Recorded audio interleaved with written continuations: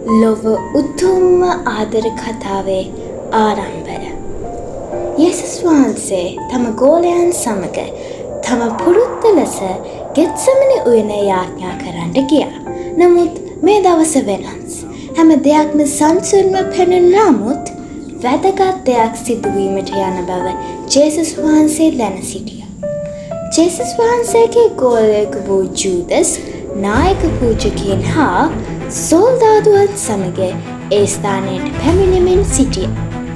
ඒ ස්ථානයට ලං වූ පසුව ජූදස් තමන් නායක පූජකයන්ට පොරොන්දු වූ ලෙස ජේසුස් වහන්සේට ආචාර කරමින් උන්වහන්සේව ඔවුන් මත පාවා දුන්නා.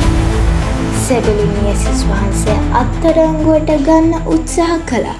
එවිට පේතුරු බිය වී තම කඩුව එළියටගෙන එක් සේවකයෙකුගේ කන කපා දැමුවා.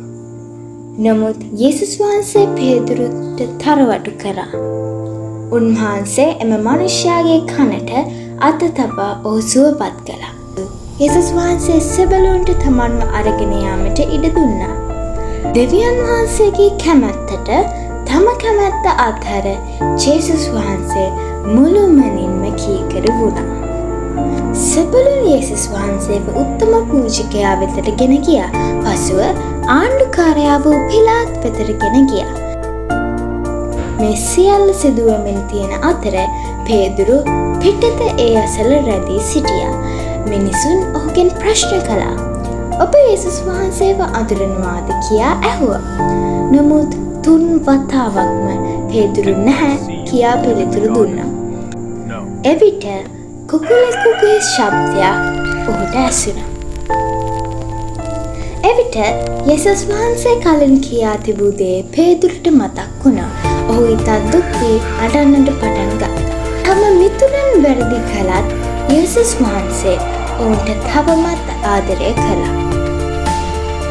පිලාත්ට යේසුස් වහන්සේව නිදහස් කිරීමට අවශ්‍ය වුණා.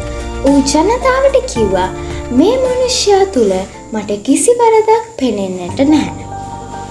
ඒ වගේම පාස්කු උත්සවයේදී සිරකරුවෙකු නිදහස් කරන සිරිතක් තිබුණ නිසා පිලාත් ජනතාවගෙන් ඇහුවා ඔවුන්ට යුදෙව්වන්ගේ රජු වූ යේසුස් වහන්සේ නිදහස් කර දෙනවට කැමතිද කියලා. නමුත් ජනතාව කෑ ගැසුවා මේ මනුෂ්‍යයා නොවේ අපිට බරබ්බස් නිදහස් කරන්න කියා. බරබ්බස් කියන්නේ සොරෙක්, නපුරු කෙනෙක්. ඒත් ඔවුන් යේසුස් වහන්සේ වෙනුවට ඔහුව තෝරගත්තා. ඉතින් පිලාත් යේසුස් වහන්සේට මරණ දණ්ඩය ලබා දෙන්නට අණ කළා.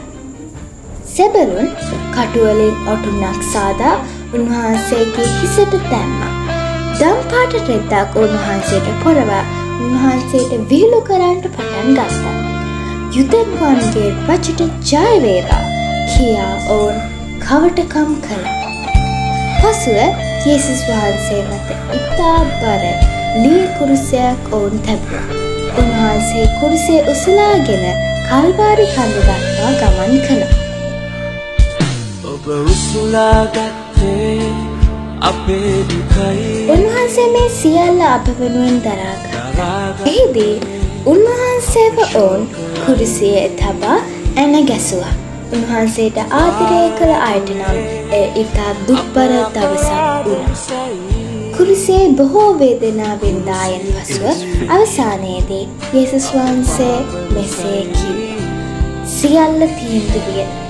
ඉන්පසු උන්වහන්සේ හිස නමා තම ජීවිතය මෙසේ පූජා කළා. අහස අඳුරු වුණා.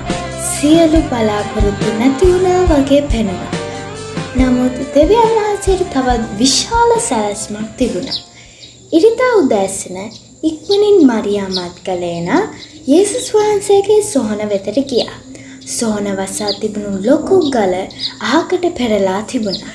ඇය පුදුම වී යේසුස් වහන්සේ එහි නැති බව දැක හඬන්නට පටන් ගත්තා.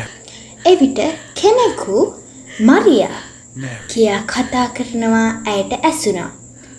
ඇය හැරී බැලුවා ඒ යේසුස් වහන්සේ. උන්වහන්සේ මරණින් උත්ථාන වී සිටියා. උන්වහන්සේ ජීවමානයි. පසුව ජේසුස් වහන්සේ තම ගෝලයන්ට ප්‍රකාශ වුණා. උන්වහන්සේ තව දුරටත් මැරී නැහැ. උන්වහන්සේ ජීවත් වෙනවා. යේසුස් වහන්සේ මරණයෙන් නැවත නැගිටිනවා. මරණය ජයගත්තේ නැහැ. ආදරේ ජයගත්තා. යේසුස් වහන්සේ ජයගත්තා. තම මරණය හා උත්ථානය තුළින් උන්වහන්සේ අපට පෙන්වා දුන්නේ ආදරය වෛරයට වඩා බලවත් බවයි. උන්වහන්සේගේ කරුණාව අපගේ වැරදිවලට වඩා විශාල බවයි.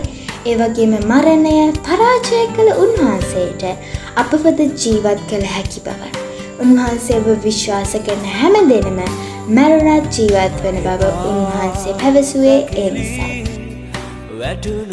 යේසුස් වහන්සේ ජීවමානව සිටි නිසා අපට බලාපොරොත්තුවක් තිබෙනවා. ලොව උතුම් ආදර කතාව අවසන් වුණේ මේ විදිහටයි. නමුත් ඇත්තටම එය අවසානයක් නෙමෙයි, අලුත් ආරම්භයක්.